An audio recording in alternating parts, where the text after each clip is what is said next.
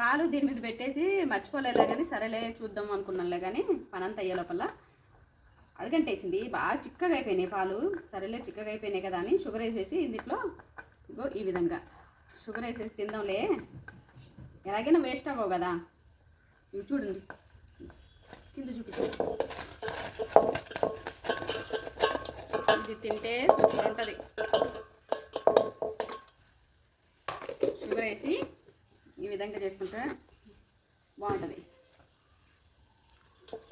కుంపడి మీద పెట్టాను, పాలు పెట్టేసి తోడేద్దాంలే అని అనుకున్నా. సరేలే అని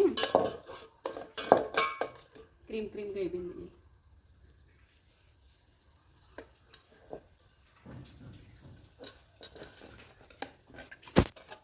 ఇప్పుడు దీని మీద చేపల కూర చెయ్యాలి.